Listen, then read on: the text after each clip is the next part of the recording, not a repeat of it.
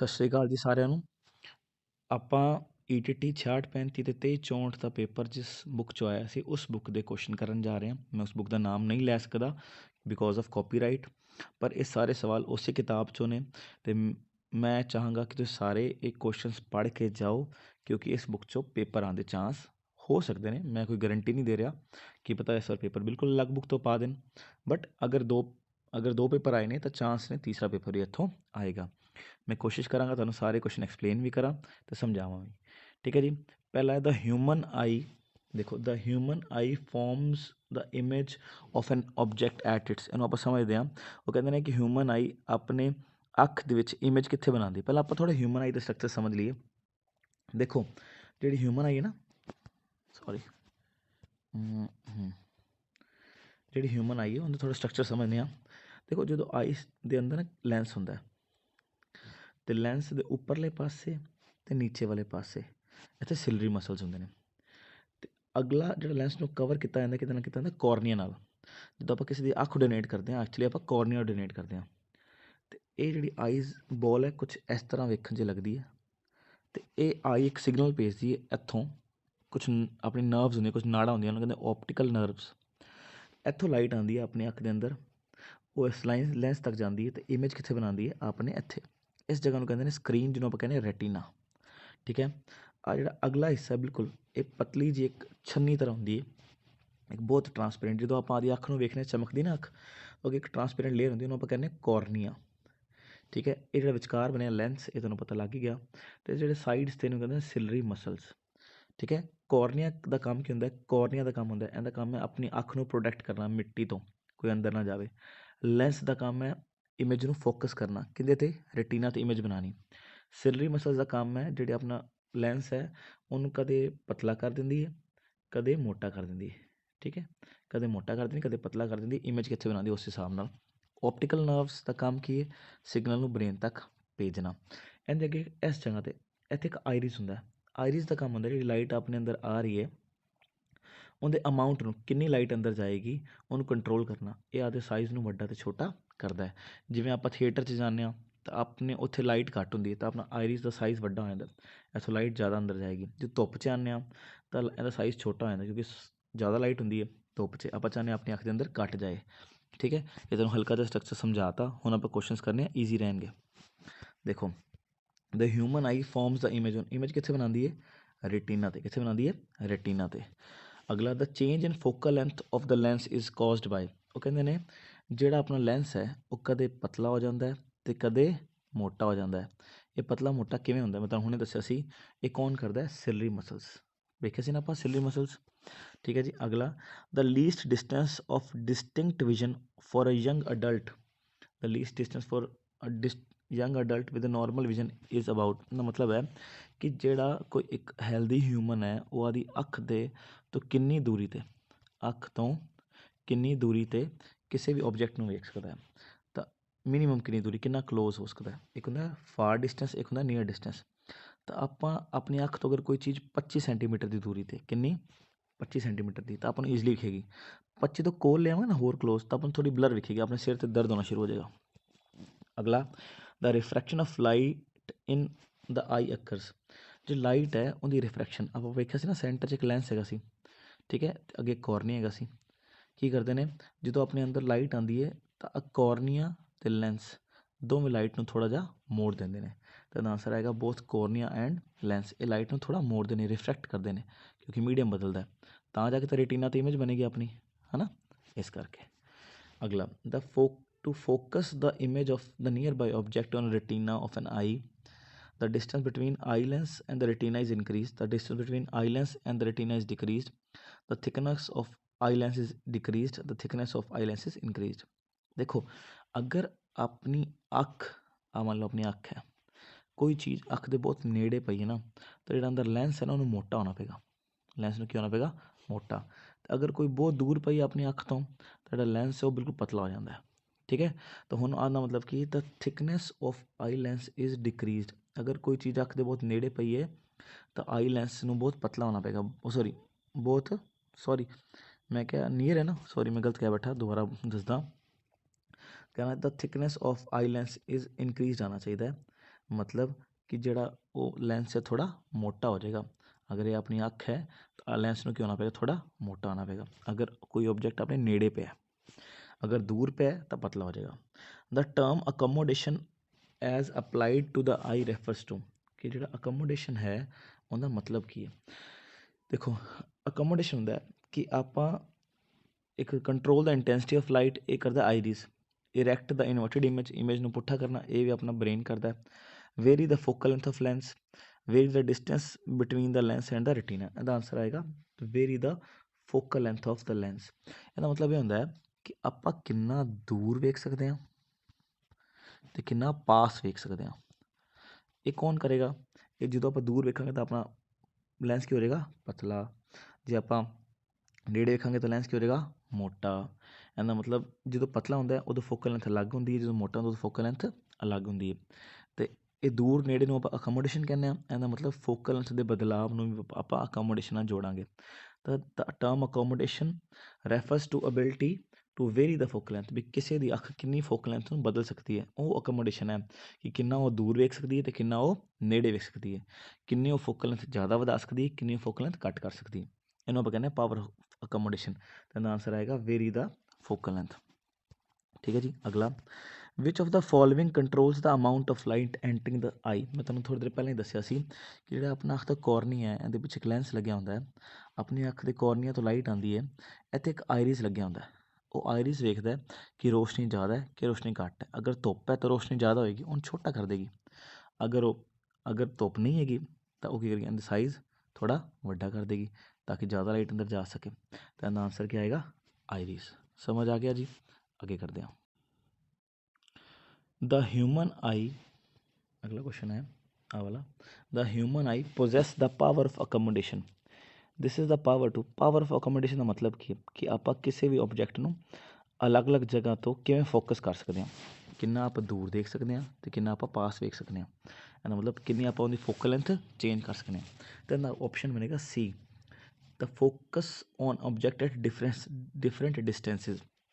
ਕਿ ਆਪਣੀ ਜਿਹੜੀ ਆਈ ਹੈ ਉਹ ਕਿੰਨਾ ਨੇੜੇ ਵੇਖ ਸਕਦੀ ਹੈ ਅਤੇ ਕਿੰਨਾ ਦੂਰ, ਦੋਵਾਂ ਨੂੰ ਕਿੰਨੇ ਧਿਆਨ ਨਾਲ ਵੇਖ ਸਕਦੀ ਹੈ, ਕਿੰਨਾ ਫੋਕਸ ਕਰ ਸਕਦੀ ਹੈ, ਉਹਨੂੰ ਕਹਿੰਦੇ ਨੇ ਪਾਵਰ ਆਫ ਅਕੋਮੋਡੇਸ਼ਨ। ਅਗਲਾ, how does the eye change in order to focus an on near or distance object. ਕਿ ਜਿਹੜੀ ਆਪਣੀ ਅੱਖ ਹੈ ਉਹ ਕਿਵੇਂ ਕਿਸੇ ਵੀ ਆਬਜੈਕਟ ਨੂੰ ਜੋ ਕਿ ਨੇੜੇ ਹੈ ਜਾਂ ਦੂਰ ਹੈ, ਕਿਵੇਂ ਦੋਵਾਂ ਨੂੰ ਵੇਖ ਲੈਂਦੀ ਹੈ। ਉਹ ਕਿਵੇਂ ਕਰਦੀ ਹੈ, ਇਹਦੇ ਅੰਦਰ ਇੱਕ ਲੈਂਸ ਹੁੰਦਾ, ਉਹ ਲੈਂਸ ਨੂੰ ਪਤਲਾ ਜਾਂ ਮੋਟਾ ਕਰਕੇ ਇਹਦੀ ਫੋਕਲ ਲੈਂਥ ਨੂੰ ਬਦਲ ਦਿੰਦੀ ਹੈ। ਠੀਕ ਹੈ ਜੀ। ਤਾਂ ਇਹਦਾ ਆਂਸਰ ਕੀ ਆਏਗਾ, ਦ ਲੈਂਸ ਬਿਕਮ ਥਿੱਕਰ ਔਰ ਥਿਨਰ। ਠੀਕ ਹੈ ਜੀ। ਅਗਰ ਮੋਟਾ ਹੈ ਜਾਂ ਪਤਲਾ ਕਰ ਦਿੰਦੀ ਹੈ। ਇਹ ਸਭ ਕੌਣ ਕਰਦੀ ਹੈ, ਹਿਊਮਨ ਆਈ, ਕਿਸੇ ਵੀ ਆਬਜੈਕਟ ਨੂੰ ਫੋਕਸ ਕਰਨ ਵਾਸਤੇ। ਦੇਖੋ ਆਪਾਂ ਨੂੰ ਰੱਬ ਨੇ ਕਿੰਨੀ ਸੋਹਣੀ ਚੀਜ਼ ਦਿੱਤੀ ਹੈ ਕਿ ਅਗਰ ਆਪਾਂ ਸਪੈਕਸ ਲਾਉਂਦੇ ਹਾਂ ਉਹਦੀ ਕਦੇ ਫੋਕਲ ਲੈਂਥ ਬਦਲਦੀ ਨਹੀਂ, ਪਰ ਆਪਣੇ ਅੱਖ ਦੇ ਅੰਦਰ ਜੋ ਲੈਂਸ ਹੈ ਉਹਦੀ ਫੋਕਲ ਲੈਂਥ ਬਦਲ ਜਾਂਦੀ ਹੈ ਕਿਉਂਕਿ ਆਪਣੇ ਸਿਲਰੀ ਮਸਲਸ ਨੇ ਆਪਣੇ ਕੋਲ। ਅਗਲਾ, which of the following changes occur when you walk out of bright sunshine into a poorly lit room. ਕਹਿੰਦੇ ਜੇ ਤੁਸੀਂ ਬਹੁਤ ਸੂਰਜ ਚਮਕ ਰਿਹਾ, ਤੁਸੀਂ ਬਾਹਰ ਖੜ੍ਹੇ ਹੋ, ਤੁਸੀਂ ਇੱਕਦਮ ਇੱਕ ਰੂਮ ਦੇ ਅੰਦਰ ਚਲੇ ਜਾਂਦੇ ਹੋ ਜਿੱਥੇ ਲਾਈਟ ਬਹੁਤ ਘੱਟ ਹੈ। ਹੁਣ ਜਦੋਂ ਬਾਹਰ ਸੀ ਤਾਂ ਰੋਸ਼ਨੀ ਬਹੁਤ ਜ਼ਿਆਦਾ ਸੀ, ਜਦੋਂ ਅੰਦਰ ਆਓਗੇ ਤਾਂ ਰੋਸ਼ਨੀ ਬਹੁਤ ਘੱਟ ਜਾਏਗੀ। ਹੁਣ ਤੁਹਾਡਾ ਜਿਹੜਾ ਤੁਹਾਡੇ ਆਈਜ਼ ਦੇ ਅੰਦਰ ਪਿਊਪਲ ਹੁੰਦਾ, ਠੀਕ ਹੈ, ਉਹਨੇ ਕਰਨਾ ਕੀ ਹੈ, ਉਹਨੇ ਲਾਈਟ ਨੂੰ ਪਾਸ ਕਰਨ ਦੇਣਾ। ਹੁਣ ਹੋਏਗਾ ਕਿ ਜਿਹੜਾ ਪਿਊਪਲ ਹੈ, ਮੰਨ ਲਓ ਪਿਊਪਲ ਦਾ ਸਾਈਜ਼ ਬਾਹਰ ਇੰਨਾ ਕੁ ਸੀ ਕਿਉਂਕਿ ਰੋਸ਼ਨੀ ਬਹੁਤ ਜ਼ਿਆਦਾ ਆ ਰਹੀ ਸੀ, ਹੁਣ ਰੋਸ਼ਨੀ ਬਹੁਤ ਘੱਟ ਆ ਰਹੀ ਹੈ।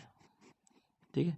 ਹੁਣ ਉਹ ਕੀ ਕਰੇਗਾ, ਕੋਸ਼ਿਸ਼ ਕਰੇਗਾ ਕਿ ਜਿਹੜੀ ਲਾਈਟ ਹੈ ਉਹ ਵੱਧ ਆਵੇ ਆਪਣੀ ਅੱਖ 'ਚ, ਤਾਂ ਉਹਦੇ ਸਾਈਜ਼ ਨੂੰ ਕੀ ਕਰ ਦੇਗਾ, ਵੱਡਾ ਕਰ ਦੇਗਾ। ਕਿਉਂ ਵੱਡਾ ਕਰੇਗਾ, ਕਿਉਂਕਿ ਉਹਨੂੰ ਪਤਾ ਹੈ ਜੇ ਸਾਈਜ਼ ਵੱਡਾ ਕਰੇਗਾ ਤਾਂ ਜ਼ਿਆਦਾ ਰੋਸ਼ਨੀ ਅੰਦਰ ਜਾਏਗੀ, ਕਿਉਂਕਿ ਜਿਹੜਾ ਰੂਮ ਦੇ ਅੰਦਰ ਤਾਂ ਅੰਧੇਰਾ ਹੈ ਤਾਂ ਸਾਈਜ਼ ਵੱਡਾ ਕਰਨਾ ਪਏਗਾ। ਸੂਰਜ ਕੋਲ ਰੋਸ਼ਨੀ ਜ਼ਿਆਦਾ ਤਾਂ ਸਾਈਜ਼ ਛੋਟਾ ਕਰਨਾ ਪਏਗਾ।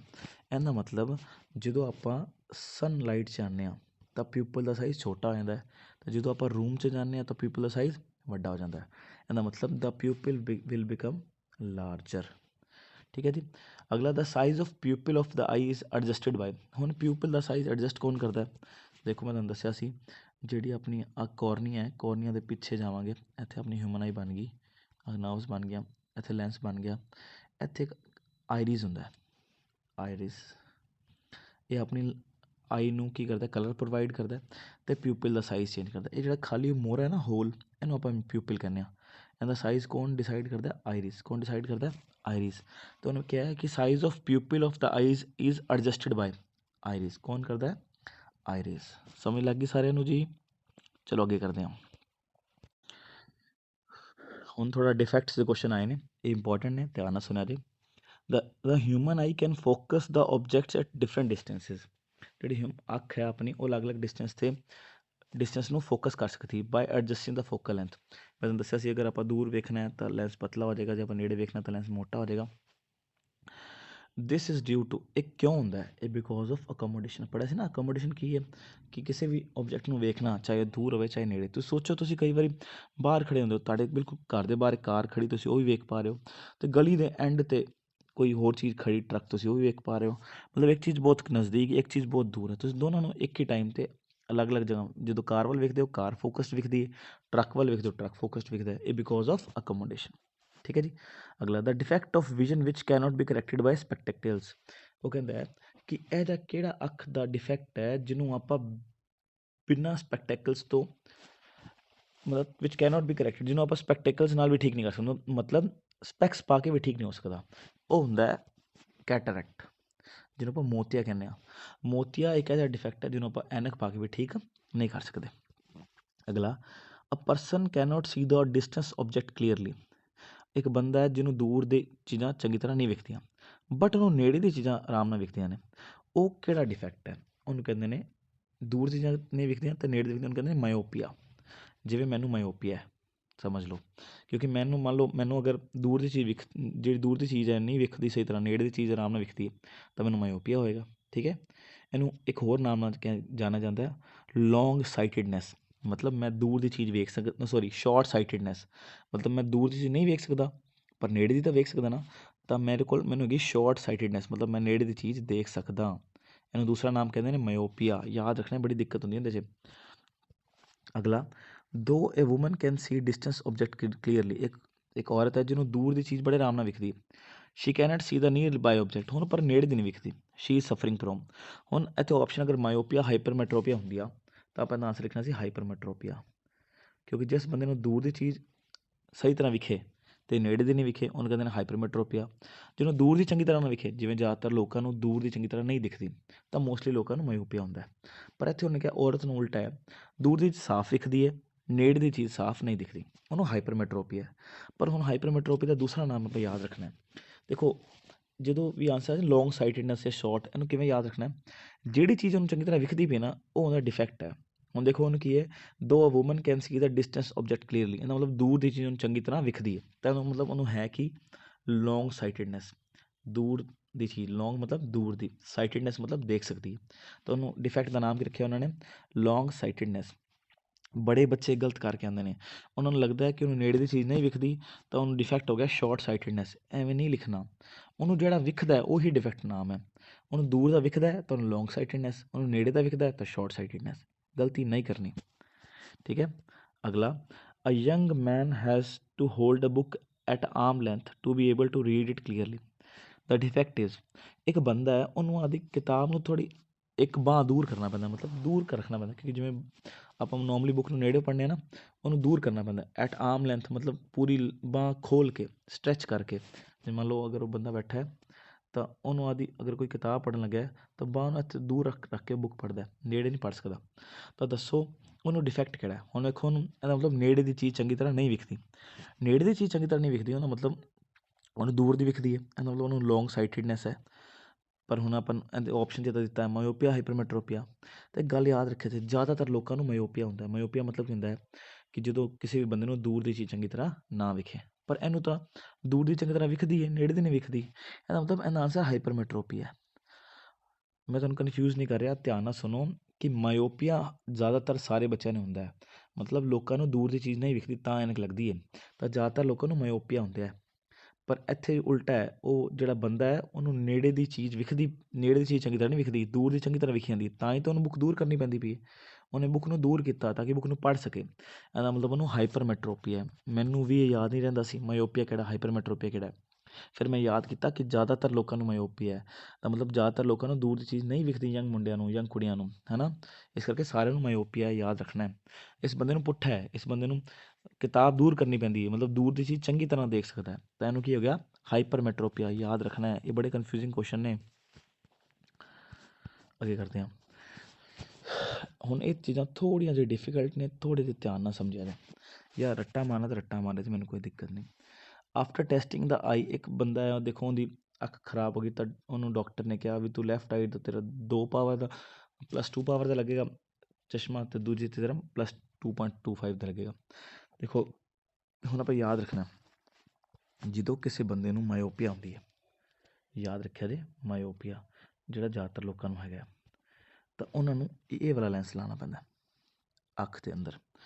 ਇਹ ਲੈਂਸ ਹੈ, ਇਸ ਲੈਂਸ ਦਾ ਨਾਮ ਹੈ ਕਨਕੇਵ ਲੈਂਸ। ਕਿਹੜਾ?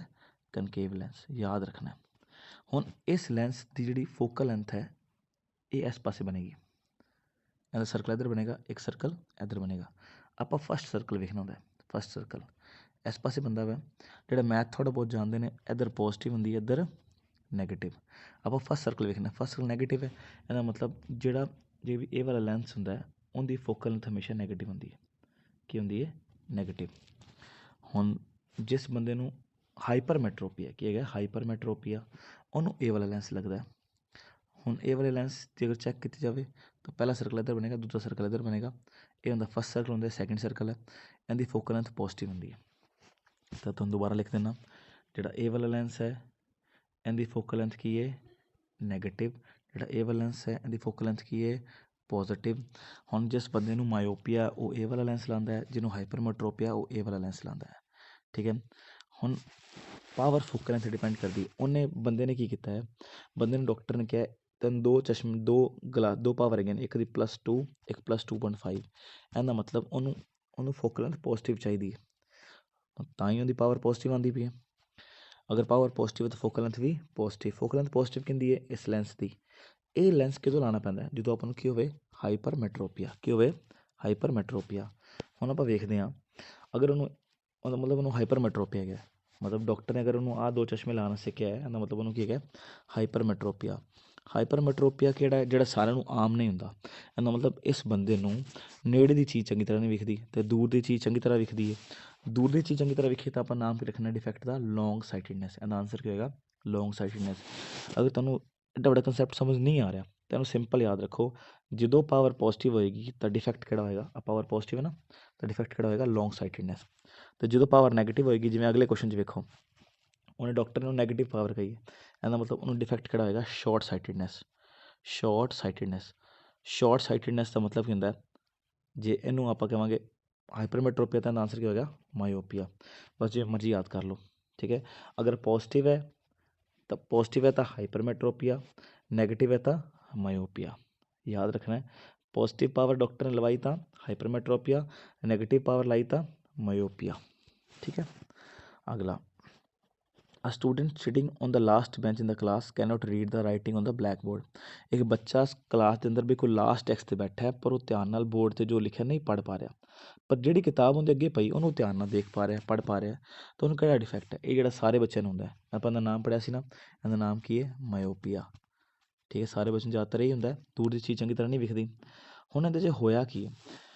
ਦੇਖੋ, ਉਹਨੂੰ ਦੂਰ ਦੀ ਚੀਜ਼ ਚੰਗੀ ਤਰ੍ਹਾਂ ਨਹੀਂ ਵਿਖਦੀ, ਅਗਰ ਉਹ ਚੀਜ਼ ਨੇੜੇ ਆ ਜਾਏ ਤਾਂ ਉਹਨੂੰ ਚੰਗੀ ਤਰ੍ਹਾਂ ਵਿਖੇਗੀ। ਮੰਨ ਲਓ ਇਹ ਅੱਖ ਹੈ, ਅਤੇ ਇੱਕ ਆਮ ਬੰਦਾ ਬਹੁਤ ਦੂਰ ਤੱਕ ਵੇਖ ਪਾ ਰਿਹਾ, ਬਹੁਤ ਦੂਰ ਤੱਕ, ਮਤਲਬ ਉਹਦਾ ਫਾਰ ਪੁਆਇੰਟ ਆ ਰਿਹਾ।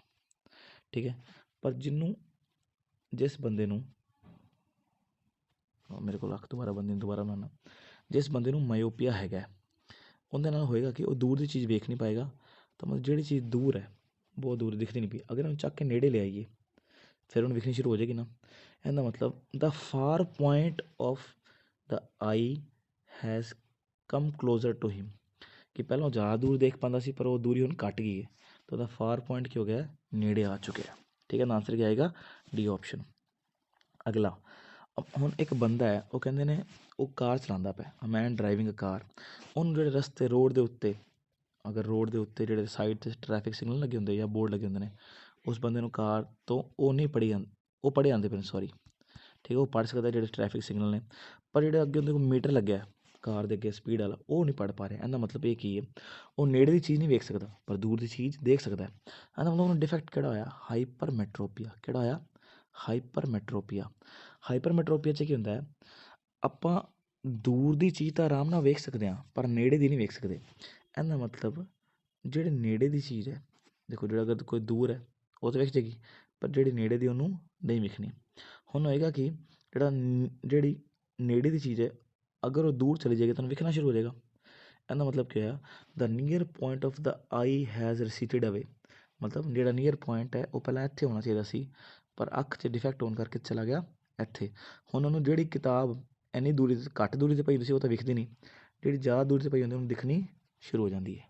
ਇਹਦਾ ਮਤਲਬ ਉਹਦਾ ਨੀਅਰ ਪੁਆਇੰਟ ਪਹਿਲਾਂ 25 ਸੈਂਟੀਮੀਟਰ ਸੀ ਅਗਰ ਮੰਨ ਲਓ, ਅਤੇ ਹੁਣ ਕਿੰਨਾ ਹੋ ਗਿਆ, ਮੰਨ ਲਓ 100 ਸੈਂਟੀਮੀਟਰ ਹੋ ਗਿਆ। 1 ਮੀਟਰ 'ਤੇ ਵਿਖਦਾ ਪਰ 25 ਸੈਂਟੀਮੀਟਰ 'ਤੇ ਨਹੀਂ ਵਿਖਦਾ, ਤਾਂ ਦੂਰ ਚਲਾ ਬੰਦਾ। ਫਾਰ ਪੁਆਇੰਟ ਕੀ ਚਲਾ ਗਿਆ, ਦੂਰ। ਸੋ ਨੀਅਰ ਪੁਆਇੰਟ ਕੀ ਚਲਾ ਗਿਆ, ਦੂਰ। ਤਾਂ near point is receded away. The defect of vision in which the eye lens of the person get progressively cloudy. ਇਹਦਾ ਮਤਲਬ ਇਹ ਇੱਕ ਕਈ ਵਾਰ ਮੈਂ ਤੁਹਾਨੂੰ ਦੱਸਿਆ ਸੀ ਨਾ ਕੋਰਨੀਆ ਹੁੰਦਾ, ਆਪਣੀ ਅੱਖ ਦਾ ਕੋਰਨੀਆ, ਉਹ ਹੋਇਆ ਕਿ ਕੋਰਨੀਆ ਦੇ ਅੱਗੇ ਧੁੰਦਲਾਪਨ ਆ ਗਿਆ। ਉਸ ਡਿਫੈਕਟ ਨੂੰ ਕੀ ਕਹਿੰਦੇ ਨੇ, ਕੈਟਰੈਕਟ। ਕੈਟਰੈਕਟ ਦਾ ਮਤਲਬ ਮੋਤੀਆ। ਠੀਕ ਹੈ ਜੀ। ਅਗਲਾ, a person cannot see distance object clearly. ਦੂਰ ਦੀ ਚੰਗੀ ਤਰ੍ਹਾਂ ਦਿਖਦਾ ਨਹੀਂ। The vision is corrected by. ਹੁਣ ਉਹ ਬੰਦਾ ਹੈ ਅਗਰ ਉਹਨੂੰ ਦੂਰ ਦੀ ਚੀਜ਼ ਚੰਗੀ ਤਰ੍ਹਾਂ ਨਹੀਂ ਵਿਖਦੀ ਤਾਂ ਉਹਨੂੰ ਕਿਹੜਾ ਲੈਂਸ ਲਾਉਣਾ ਚਾਹੀਦਾ। ਮੈਂ ਤੁਹਾਨੂੰ ਹੁਣੇ ਦੱਸਿਆ ਸੀ ਅਗਰ ਦੂਰ ਦਾ ਨਹੀਂ ਵਿਖਦਾ ਇਹਦਾ ਮਤਲਬ ਉਹਨੂੰ ਮਾਇਓਪੀਆ ਹੈ। ਜਦੋਂ ਵੀ ਮਾਇਓਪੀਆ ਹੋਵੇ ਆਪਾਂ ਉਹਨੂੰ ਕਿਸ ਲੈਂਸ ਨਾਲ ਠੀਕ ਕਰਦੇ ਹਾਂ, ਇਸ ਲੈਂਸ ਨਾਲ। ਇਹਦਾ ਨਾਮ ਕੀ ਹੈ, ਕਨਕੇਵ ਲੈਂਸ। ਕੀ ਨਾਮ ਹੈ, ਕਨਕੇਵ। ਯਾਦ ਰੱਖਣਾ। ਇਹਦਾ ਆਂਸਰ ਕੀ ਆਏਗਾ, ਕਨਕੇਵ ਲੈਂਸ। ਅਗਲਾ, a person finds difficult in seeing nearby object clearly. ਇੱਕ ਬੰਦਾ ਹੈ ਉਹਨੂੰ ਨੇੜੇ ਦੀ ਚੀਜ਼ਾਂ ਚੰਗੀ ਤਰ੍ਹਾਂ ਨਹੀਂ ਵਿਖਦੀਆਂ ਬਟ ਦੂਰ ਦੀਆਂ ਵਿਖਦੀਆਂ ਨੇ। ਇਹਦਾ ਮਤਲਬ ਉਹਨੂੰ ਡਿਫੈਕਟ ਕਿਹੜਾ ਹੈ, ਉਹਨੂੰ ਹੈਗਾ ਹਾਈਪਰਮੈਟਰੋਪੀਆ। ਹਾਈਪਰਮੈਟਰੋਪੀਆ ਕਿਹੜੇ ਲੈਂਸ ਨਾਲ ਠੀਕ ਹੁੰਦਾ ਹੈ, ਇਸ ਲੈਂਸ ਨਾਲ। ਇਹ ਲੈਂਸ ਕਿਹੜਾ ਹੈ, ਕਨਵੈਕਸ ਲੈਂਸ। ਇਹਦਾ ਦੂਸਰਾ ਨਾਮ ਹੁੰਦਾ ਹੈ ਕਨਵਰਜਿੰਗ ਲੈਂਸ। ਕੀ ਕਹਿੰਦੇ ਨੇ, ਕਨਵਰਜਿੰਗ ਲੈਂਸ। ਦਾ ਆਂਸਰ ਕੀ ਆਏਗਾ, ਕਨਵਰਜਿੰਗ ਲੈਂਸ। ਅਗਲਾ, ਇਹ ਤਾਂ ਬਿਲਕੁਲ ਰੱਟਾ ਵੇਸਟ ਕੁਐਸਚਨ ਹੈ। The animal which does not have eye that look sideways. ਉਹ ਵੇਖੋ ਦੋ ਤਰ੍ਹਾਂ ਦੇ ਜਾਨਵਰ ਹੁੰਦੇ ਨੇ, ਰੱਬ ਨੇ ਵੀ ਬੜੀ ਘੈਂਟ ਚੀਜ਼ ਬਣਾਈ ਹੈ। ਦੇਖੋ ਉਹ ਕਹਿੰਦੇ ਨੇ ਦੋ ਤਰ੍ਹਾਂ ਦੇ ਜਾਨਵਰ ਹੁੰਦੇ ਨੇ। ਇੱਕ ਉਹ ਜਿਹੜਾ ਸ਼ਿਕਾਰ ਬਣਦੇ ਨੇ, ਜਿਵੇਂ ਮੰਨ ਲਓ ਚੂਹਾ, ਮਾਊਸ। ਉਹ ਦੇਖੋ ਰੱਬ ਨੇ ਨਾ ਜਦੋਂ ਉਹਦਾ ਚਿਹਰਾ ਬਣਾਇਆ ਨਾ ਇਸ ਤਰ੍ਹਾਂ, ਇੱਕ ਅੱਖ ਇੱਧਰ ਲਾਈ, ਇੱਕ ਅੱਖ ਪਰਲੇ ਪਾਸੇ ਲਾਈ ਤਾਂ ਕਿ ਦੋਨੋਂ ਸਾਈਡ ਵੇਖ ਸਕੇ ਅਤੇ ਫਰੰਟ 'ਤੇ ਵੇਖ ਸਕੇ। ਪਰ ਮਨ ਜਿਹੜਾ ਸ਼ੇਰ ਹੈ ਨਾ ਉਹਦੀ ਦੋਨੋਂ ਅੱਖ ਅੱਗੇ ਲਾਈਆਂ ਨੇ। ਇਹਨਾਂ ਨੂੰ ਕਹਿੰਦੇ ਨੇ ਪ੍ਰੀਡੇਟਰਸ। ਜਿਹੜਾ ਬੰਦੇ ਨੇ ਸ਼ਿਕਾਰ ਕਰਨਾ ਹੈ ਉਹ ਜ਼ਿਆਦਾ ਨਹੀਂ ਵੇਖ ਸਕਦਾ, ਉਹ ਸਿਰਫ ਅੱਗੇ ਵੇਖ ਸਕਦਾ। ਜਿਹਨੇ ਸ਼ਿਕਾਰ ਬਣਨਾ, ਮੰਨ ਲਓ ਇਹ ਚੂਹਾ ਹੈ, ਉਹਦੇ ਸਾਈਡ 'ਤੇ ਅੱਖਾਂ ਲਾਈਆਂ ਨੇ ਰੱਬ ਨੇ ਤਾਂ ਕਿ ਉਹ ਸਾਰੇ ਪਾਸੇ ਉਹਦਾ ਧਿਆਨ ਦੇ ਸਕੇ ਤਾਂ ਕਿ ਉਹਨੂੰ ਕੋਈ ਸ਼ਿਕਾਰ ਨਾ ਕਰੇ। ਜਿਵੇਂ ਗਾਂ ਹੋ, ਘੋੜਾ, ਚੂਹਾ, ਇਹ ਸਾਰਿਆਂ ਦੀਆਂ ਅੱਖਾਂ ਸਾਈਡ 'ਤੇ ਲੱਗੀਆਂ ਹੁੰਦੀਆਂ। ਪਰ ਸ਼ੇਰ ਨੇ ਸ਼ਿਕਾਰ ਕਰਨਾ ਹੈ ਇਸ ਕਰਕੇ ਸ਼ੇਰ ਦੀਆਂ ਅੱਖਾਂ ਅੱਗੇ ਲੱਗੀਆਂ ਹੁੰਦੀਆਂ ਨੇ। ਹੁਣ ਧਿਆਨ ਨਾਲ ਸੁਣਿਆ ਜੀ ਸਵਾਲ। The animal which do not have eye that look sideways. Lion, ਕਿਉਂਕਿ ਲੋਇਨ ਨੇ ਸ਼ਿਕਾਰ ਕਰਨਾ ਤਾਂ ਰੱਬ ਨੇ ਇਹਨੂੰ ਜ਼ਿਆਦਾ ਸਾਈਡ 'ਤੇ ਅੱਖ ਨਹੀਂ ਲਾਈ, ਨਹੀਂ ਤਾਂ ਇਹ ਤਾਂ ਬਹੁਤ ਜ਼ਿਆਦਾ ਲੋਕਾਂ ਨੂੰ ਮਾਰ ਦਿੰਦਾ, ਬਹੁਤ ਜ਼ਿਆਦਾ ਜਾਨਵਰਾਂ ਨੂੰ ਮਾਰ ਦਿੰਦਾ। With both eyes open a person field of view. ਅਗਰ ਆਪਣੀ ਦੋਨੋਂ ਅੱਖਾਂ ਖੁੱਲ੍ਹੀਆਂ ਤਾਂ ਆਪਾਂ ਕਿੰਨਾ ਵੇਖ ਸਕਦੇ ਹਾਂ, 180 ਡਿਗਰੀ ਤੱਕ ਵੇਖ ਸਕਦੇ ਹਾਂ। ਮਤਲਬ ਅਗਰ ਇੱਕ ਬੰਦੇ ਦੀਆਂ ਦੋ ਅੱਖਾਂ ਨੇ ਤਾਂ ਬੰਦਾ ਇੱਥੇ ਤੱਕ ਵੇਖ ਸਕਦਾ, ਇੰਨਾ ਇਹ ਸਾਰਾ ਘੇਰਾ ਵੇਖ ਸਕਦਾ। ਠੀਕ ਹੈ, ਇਹਨੂੰ 180 ਡਿਗਰੀ ਕਹਿੰਦੇ ਨੇ। ਅਗਲਾ, having two eye gives a person. ਜਿਹੜਾ ਬੰਦੇ ਕੋਲ ਦੋ ਅੱਖਾਂ ਨੇ ਉਹਨੂੰ ਫਾਇਦਾ ਕੀ ਹੁੰਦਾ, ਇਹਨੂੰ ਵਾਈਡਰ ਫੀਲਡ ਆਫ ਵਿਊ, ਮਤਲਬ ਆਪਾਂ ਨੂੰ ਜ਼ਿਆਦਾ ਦੇਖਣ ਨੂੰ ਮਿਲਦਾ, ਜ਼ਿਆਦਾ ਏਰੀਆ ਵੇਖ ਸਕਦੇ ਹਾਂ ਆਪਾਂ। ਅਗਲਾ, ਦ ਐਨੀਮਲ ਆਫ ਪ੍ਰੇ ਹੈਵ। ਦੇਖੋ ਉਹ ਕਹਿੰਦੇ ਨੇ ਦ ਐਨੀਮਲਸ ਆਫ ਪ੍ਰੇ ਹੈਵ, ਜਿਹੜੇ ਜਾਨਵਰ ਸ਼ਿਕਾਰ ਹੁੰਦੇ ਨੇ, ਸ਼ਿਕਾਰ ਬਣ ਜਾਂਦੇ ਨੇ ਕਿਸੇ ਦਾ, ਤਾਂ ਰੱਬ ਉਹਨੂੰ ਅੱਖਾਂ ਕਿੱਥੇ ਲਾਏਗਾ, ਉਹਨੂੰ ਲਾਏਗਾ 2 ਆਈਜ਼ ਔਨ ਸਾਈਡਸ, ਦੋਨੋਂ ਸਾਈਡ, ਤਾਂ ਕਿ ਉਹ ਕਿਸੇ ਦਾ ਸ਼ਿਕਾਰ ਨਾ ਬਣ ਸਕਣ। ਅਗਲਾ ਹੈ ਦ ਐਨੀਮਲ ਕਾਲਡ ਪ੍ਰੀਡੇਟਰਸ ਹੈਵ। ਪ੍ਰੀਡੇਟਰ ਮਤਲਬ ਉਹ ਜਿਹੜਾ ਸ਼ਿਕਾਰ ਕਰਦੇ ਨੇ, ਰੱਬ ਚਾਹੁੰਦਾ ਹੈ ਕਿ ਉਹਨਾਂ ਨੂੰ ਜ਼ਿਆਦਾ ਨਾ ਵੇਖੇ, ਨਹੀਂ ਤਾਂ ਉਹ ਜ਼ਿਆਦਾ ਸ਼ਿਕਾਰ ਕਰਨਗੇ, ਇਸ ਕਰਕੇ ਉਹਨਾਂ ਦੀ ਦੋਨੋਂ ਅੱਖਾਂ ਸਾਹਮਣੇ ਹੁੰਦੀਆਂ ਨੇ।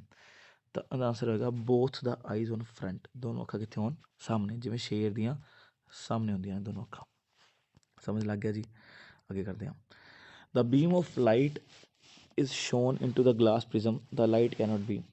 ਦੇਖੋ ਉਹ ਕਹਿੰਦੇ ਨੇ ਕਿ ਅਗਰ, ਸੌਰੀ ਇਸ ਕੁਐਸਚਨ 'ਚ ਮਿਸਟੇਕ ਹੈ ਇਸ ਕਰਕੇ ਹੁਣ ਛੱਡ ਕੇ ਅਗਲਾ ਕੁਐਸਚਨ ਕਰਨ ਜਾ ਰਹੇ ਹਾਂ ਆਪਾਂ।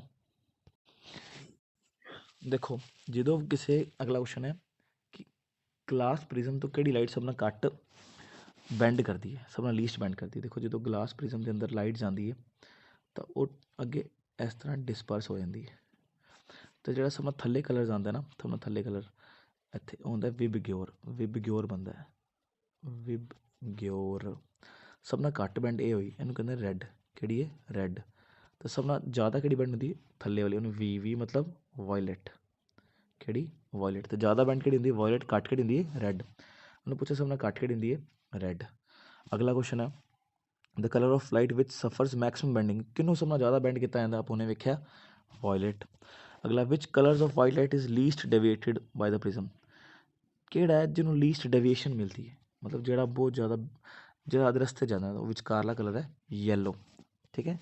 ਅਗਲਾ which colour is deviated maximum on passing through glass prism. ਵੈਸੇ ਤਾਂ ਹੁਣ ਆਨਸਰ ਹੁਣ ਵਾਇਲਟ ਬੰਦਾ ਜਿਹੜਾ ਸਭ ਨਾਲ ਜ਼ਿਆਦਾ ਹੋਵੇ, ਪਰ ਆਪਸ਼ਨ 'ਚ ਹੈ ਨਹੀਂ ਨਾ, ਅਗਰ ਆਪ ਧਿਆਨ ਨਾਲ ਪੜ੍ਹੋ ਤਾਂ ਵਿਬਗਿਓਰ। ਹੁਣ ਦੇਖੋ ਉਹਨੇ ਕੁਐਸਚਨ ਪੁੱਛਿਆ ਅਗਲਾ ਵਿਚ ਕਲਰ ਡੇਵੀਏਟਿਡ ਦਾ ਮੈਕਸਿਮਮ। ਕਿਹੜਾ ਮੈਕਸਿਮਮ ਹੁੰਦਾ? ਵਾਇਲਟ। ਪਰ ਵਾਇਲਟ ਆਪਸ਼ਨ 'ਚ ਨਹੀਂਗਾ, ਤਾਂ ਅਗਲਾ ਆਪਸ਼ਨ ਕਿਹੜਾ ਆਏਗਾ? ਇੰਡੀਗੋ। ਇਸ ਕਰਕੇ ਆਨਸਰ ਕੀ ਬਣੇਗਾ? ਇੰਡੀਗੋ। ਹਮੇਸ਼ਾ ਇਹਨੇ ਰੱਟਾ ਮਾਰ ਲੈਣਾ ਵਾਇਲਟ, ਕਈ ਵਾਰ ਆਪਸ਼ਨ 'ਚ ਵਾਇਲਟ ਦਿੰਦੇ ਹੀ ਨਹੀਂ। ਅਗਲਾ the splitting up of white light into 7 colours. ਅਗਰ ਜਦੋਂ ਵੀ ਪ੍ਰਿਜ਼ਮ ਤੋਂ ਅੰਦਰ ਲਾਈਟ ਪਾਸ ਕਰਦੀ ਹੈ 7 ਕਲਰ 'ਚ ਡਿਵਾਈਡ ਹੋ ਜਾਂਦੀ ਹੈ, ਇਹਨੂੰ ਇਸ ਫਿਨੋਮੀਨਾ ਨੂੰ ਕਹਿੰਦੇ ਕੀ ਨੇ? ਇਹਨੂੰ ਕਹਿੰਦੇ ਨੇ ਡਿਸਪਰਜਨ। ਕੀ ਕਹਿੰਦੇ ਨੇ? ਡਿਸਪਰਜਨ। ਇਹ ਨਾਮ ਤੁਹਾਨੂੰ ਯਾਦ ਕਰਨਾ ਪਏਗਾ। ਠੀਕ ਹੈ। ਵਿਚ of the following colour has the least speed. ਦੇਖੋ ਇੱਕ ਗੱਲ ਯਾਦ ਰੱਖਣੀ ਹੈ, ਜਿਹੜਾ ਡੈਵੀਏਟ ਮੈਕਸਿਮਮ ਕਰਦਾ ਹੈ ਉਹਦੀ ਸਪੀਡ ਘੱਟ ਹੋਏਗੀ, ਜਿਹੜੀ ਡਿਵੇਟ ਮਿਨੀਮਮ ਕਰਦੀ ਉਹਦੀ ਸਪੀਡ ਜ਼ਿਆਦਾ ਹੋਏਗੀ। ਦੇਖੋ ਇਹਦੀ ਸਪੀਡ ਸਭ ਨਾਲ ਲੀਸਟ ਪੁੱਛੀ, ਇਹਦਾ ਮਤਲਬ ਸਪੀਡ ਘੱਟ, ਇਹਦਾ ਮਤਲਬ ਡੈਵੀਏਸ਼ਨ ਜ਼ਿਆਦਾ। ਕਿਉਂਕਿ ਆਪਾਂ ਲੈਮਡਾ ਅਤੇ ਫ੍ਰੀਕੁਐਂਸੀ ਅਤੇ ਵੈਲੋਸਿਟੀ ਦੇ ਫਾਰਮੂਲਾ ਹੁੰਦੇ ਉਹ ਆਪਾਂ ਨਹੀਂ ਪੜ੍ਹਦੇ, ਆਪਾਂ ਸਿੰਪਲ ਗੱਲ ਕਰਦੇ ਹਾਂ। ਤਾਂ ਡੇਵੀਏਸ਼ਨ ਜ਼ਿਆਦਾ, ਸਪੀਡ ਘੱਟ, ਇਹਦਾ ਮਤਲਬ ਵਾਇਲਟ। ਸਪੀਡ ਘੱਟ ਹੋਏਗੀ, ਫਿਰ ਡੇਵੀਏਸ਼ਨ ਜ਼ਿਆਦਾ ਹੁੰਦੀ ਹੈ। ਅਗਲਾ ਦ ਕਲਰ ਹੈਜ਼ ਮੈਕਸਿਮਮ ਸਪੀਡ। ਹੁਣ ਆਪਾਂ ਨੂੰ ਪਤਾ ਹੈ ਜਿਹਦੀ ਸਪੀਡ ਜ਼ਿਆਦਾ, ਡੇਵੀਏਸ਼ਨ ਘੱਟ। ਸਭ ਨਾਲ ਡੇਵੀਏਸ਼ਨ ਘੱਟ ਕੀ ਦਿੰਦੀ ਹੈ? ਅਗਰ ਧਿਆਨ ਨਾਲ ਲਿਖੋ ਤਾਂ ਵਿਬਗਿਓਰ। ਯਾਦ ਕਰਨਾ ਪਏਗਾ ਤੁਹਾਨੂੰ, ਵਿਬਗਿਓਰ।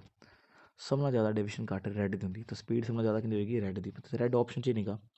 ਉਸ ਤੋਂ ਬਾਅਦ ਔਰੇਂਜ ਵੀ ਨਹੀਂਗਾ। ਉਸ ਤੋਂ ਬਾਅਦ ਯੈਲੋ, ਇਹਦਾ ਮਤਲਬ ਆਂਸਰ ਆਏਗਾ ਯੈਲੋ। ਆਂਸਰ ਕੀ ਆਏਗਾ? ਯੈਲੋ।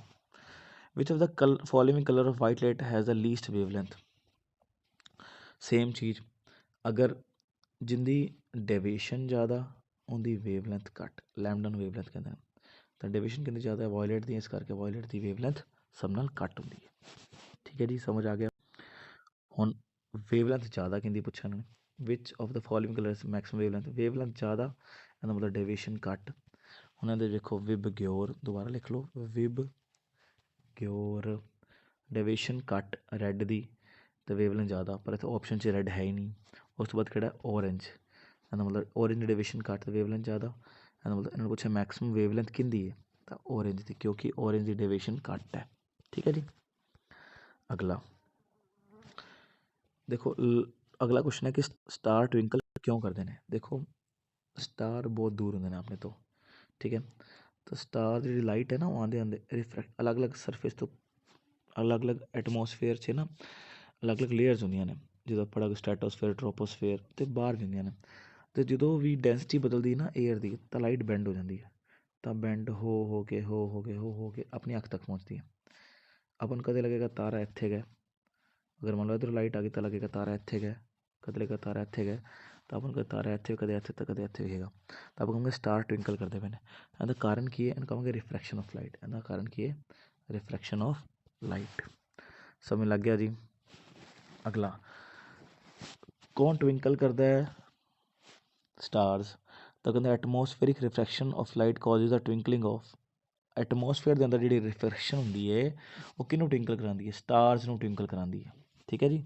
ਅਗਲਾ the star appears higher in the sky than they actually are. ਦੇਖੋ ਸਟਾਰ ਜਿੱਥੇ ਹੁੰਦੇ ਨੇ ਥੋੜ੍ਹਾ ਉਹਦੇ ਤੋਂ ਉੱਚੇ ਵਿਖਦੇ ਨੇ, ਕਿਉਂ? Because of refraction. ਠੀਕ ਹੈ ਜੀ।